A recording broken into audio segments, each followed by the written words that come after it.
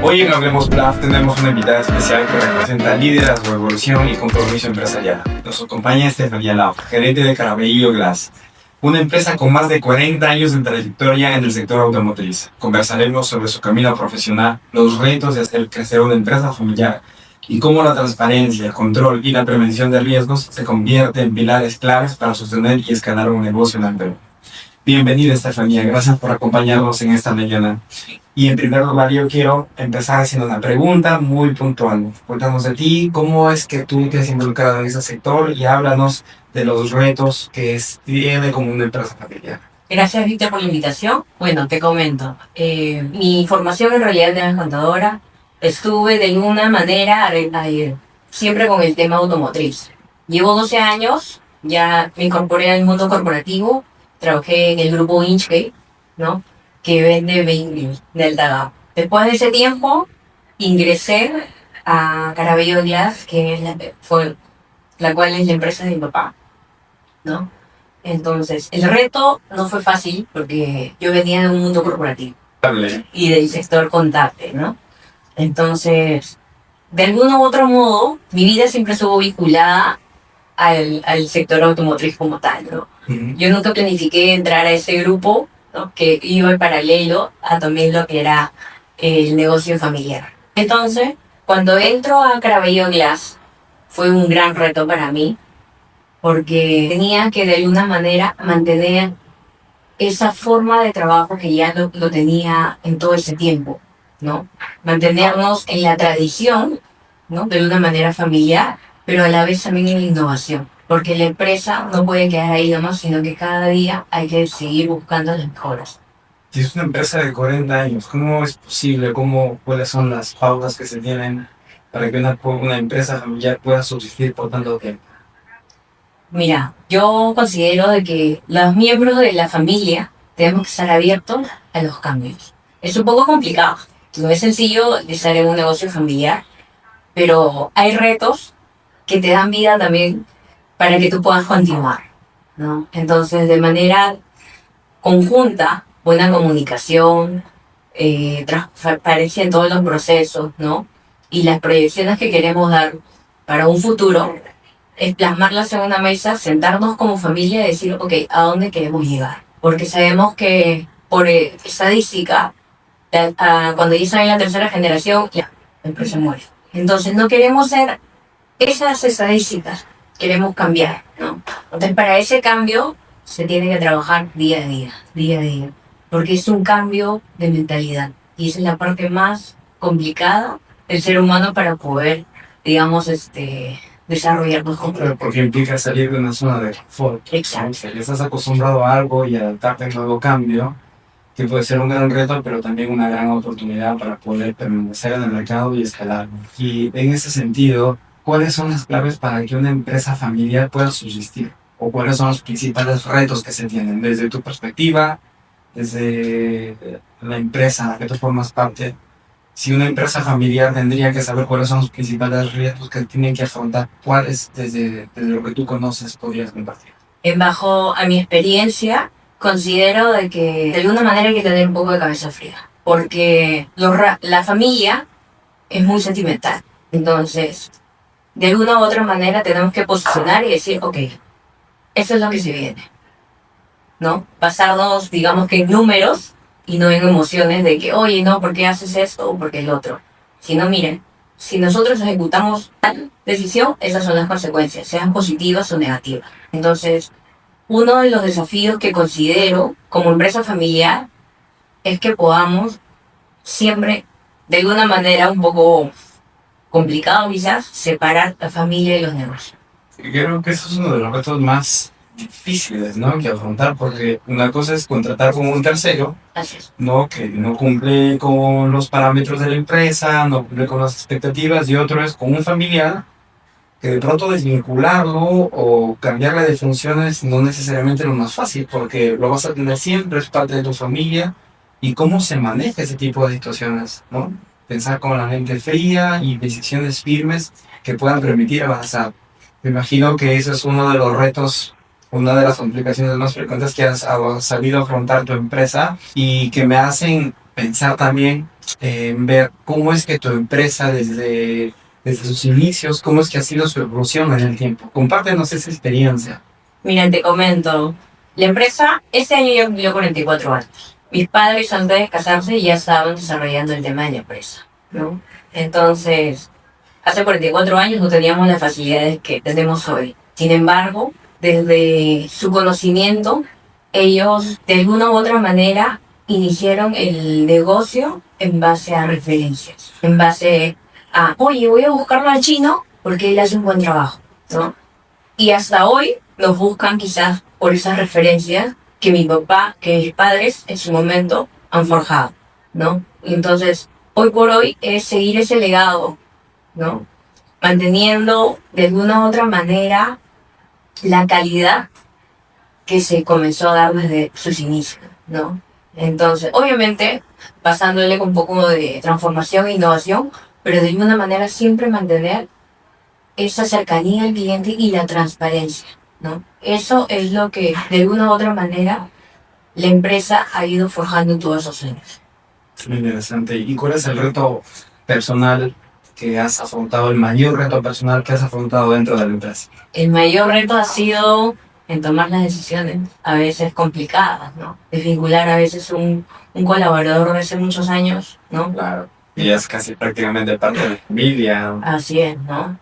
Pero a veces ese tipo de situaciones hacen también que la empresa pueda evolucionar. Y dentro de los servicios amplios que ofrece la empresa, ¿qué tipo de servicios son los que ustedes se encuentran especializados? Mira, nosotros nos dedicamos en sí venta y sanción de vidrio para todo tipo de vehículo.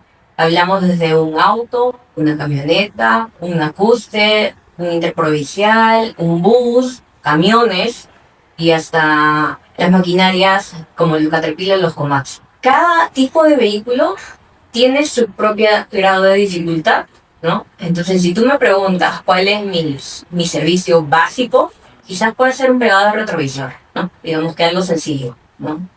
Pero, como te digo, cada vehículo tiene una complejidad diferente, a diferente nivel.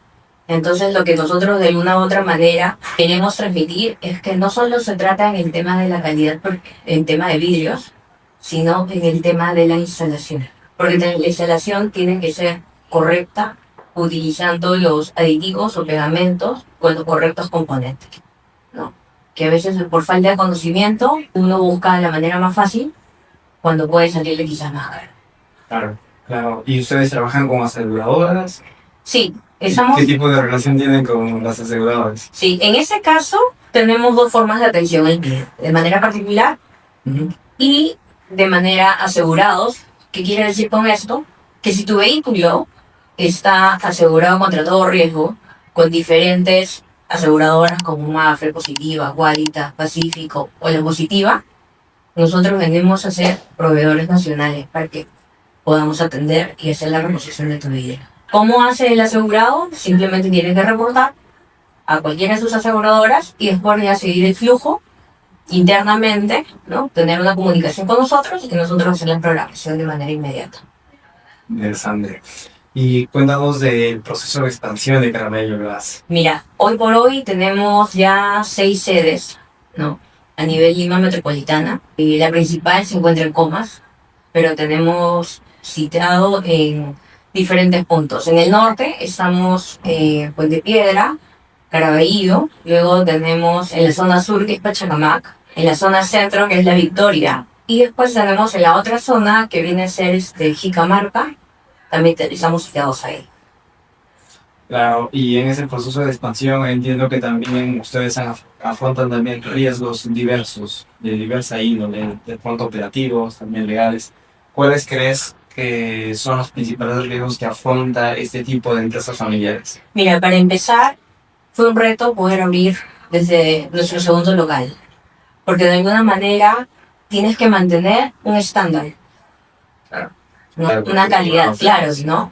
Entonces, nuestro grupo humano es esencial, ¿no? Porque ellos son el reflejo de nosotros como empresa. Entonces, de alguna manera, eso hace que nos mantengamos en el mercado manteniendo un estándar, una calidad, ¿no? Y los clientes puedan venir con seguridad y confianza a nuestros locales. Claro, y todo ello en parte porque ustedes a lo largo del tiempo han establecido estandarización de servicios, controles específicos, y en ello, ¿qué es lo que pasa cuando una empresa no establece controles? Mira, cuando no establece controles, simplemente se carga.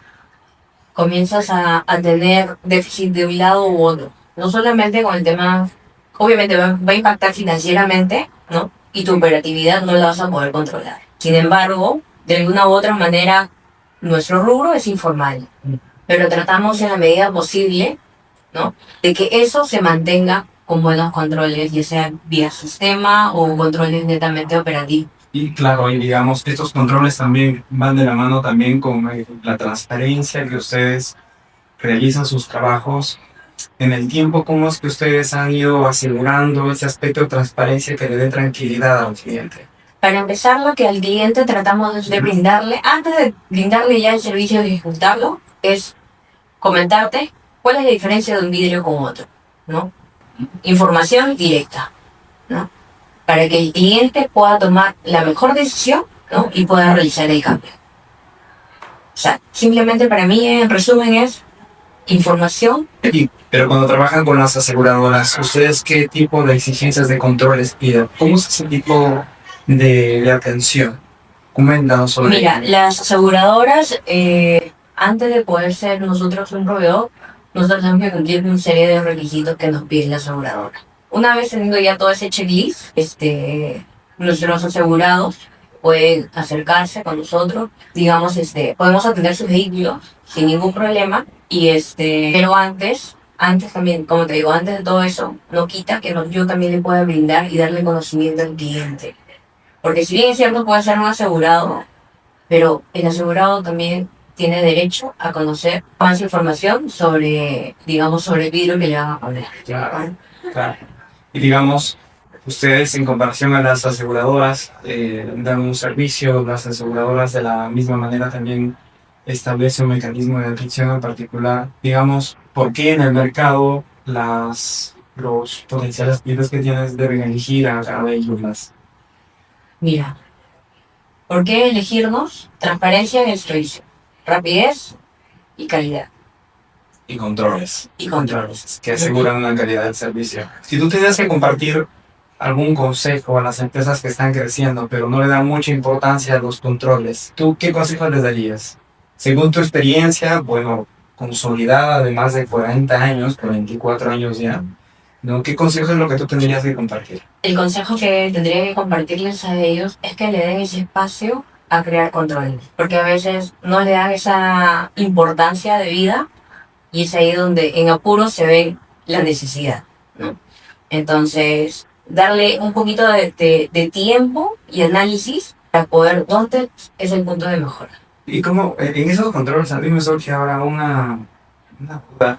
¿Cómo ustedes manejan el hecho de que, bueno, tienen todo tipo de clientes, ¿no? De diferente poder adquisitivo, y de pronto algunos son informales, o de pronto también, por ejemplo, tú sabes de que existe en el Perú, no sé, autos robados, venta de autopartes, y quieren hacer cosas con los bienes. ¿Cómo ustedes manejan ese tipo de riesgos ante este tipo de clientes informales que no quieren dar información? ¿Los atienden a todos? ¿Establecen algún tipo de medida de cuidado, de prevención? Mira, en el tema de asegurados como tal, ellos sí nos tienen que presentar lo que es la tarjeta de propiedad y documento de identidad. En el tema de particulares, pues quizás se torna un poco complicado, ¿no? Pero en ese caso, al momento que nosotros le emitimos el comprobante, ¿Tienen que llenar un formulario de identificación? no tanto así, quizás porque podemos solamente tener quizás un margen de venta, no sé, de 20 soles.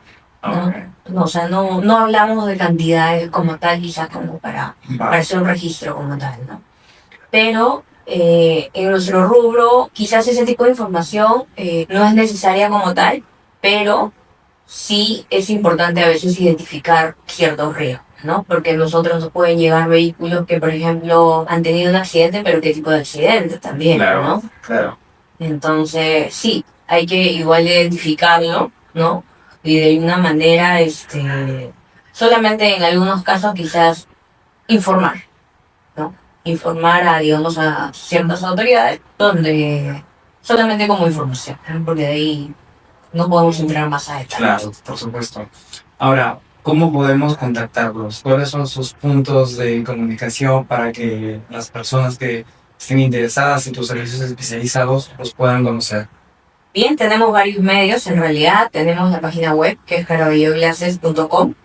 Tenemos también las redes sociales en Facebook e Instagram, que es también Carabelloglass, ¿no? Y también tenemos un celular de WhatsApp para que nos puedan contactar, es el 981-039-491.